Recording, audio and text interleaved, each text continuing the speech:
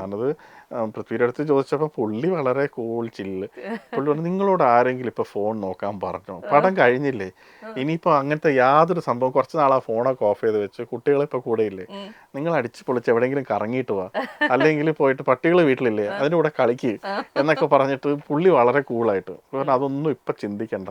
അതൊരു സൈഡിൽ കൂടി ആൾക്കാർ അങ്ങനെ പറയും, അത് ഇറ്റ്സ് എ ഗുഡ് സൈൻ, നമ്മൾ ചെയ്തത് വ്യത്യാസമായിട്ട് കിട്ടിയിട്ടുണ്ട്, അങ്ങനെ കാണുന്നു.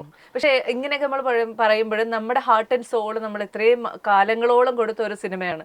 ആ സിനിമയിൽ നമ്മൾ ഇത്രയും ആത്മാർത്ഥമായിട്ട് ചെയ്ത സാധനത്തിനെ കുറിച്ച് പറയുമ്പോൾ ചേട്ടൻ എവിടെയെങ്കിലും അത് മാനസികമായി ഹേർട്ട് ചെയ്യുന്നുണ്ടോ? ആസ് എ ക്രിയേറ്റീവ് പേഴ്സൺ, നമ്മൾ പൊതുവെ ക്രിയേറ്റീവ് ആയിട്ടുള്ള ആൾക്കാർക്ക് ഈ സെൻസിറ്റിവിറ്റി കുറച്ച് കൂടുതലായിരിക്കും. അപ്പം അതും ഒരു പണി നമ്മൾ ചെയ്ത വർക്ക് കുറച്ചും കൂടി നന്നാവാമായിരുന്നു, വേറൊരു സ്റ്റൈലായിരുന്നെങ്കിൽ എന്ന് പറയുന്നതും ഡയറക്റ്റായിട്ട് വൾഗറായിട്ടുള്ള വാക്കുകൾ യൂസ് ചെയ്ത് ഡാഷ് എന്നുള്ള സംഭവങ്ങൾ നമുക്ക് എന്തും ഫില്ല് ചെയ്യാൻ പറ്റുന്ന രീതിയിലുള്ള വാക്കുകൾ ഫില്ല് ചെയ്തിട്ടുള്ള മെസ്സേജസ് വരുമ്പം നമുക്ക് എന്താന്ന് മനസ്സിലാവില്ല, നമുക്കിത് കേട്ട് ശീലമില്ലല്ലോ, കേട്ടും പറഞ്ഞും ശീലമില്ല.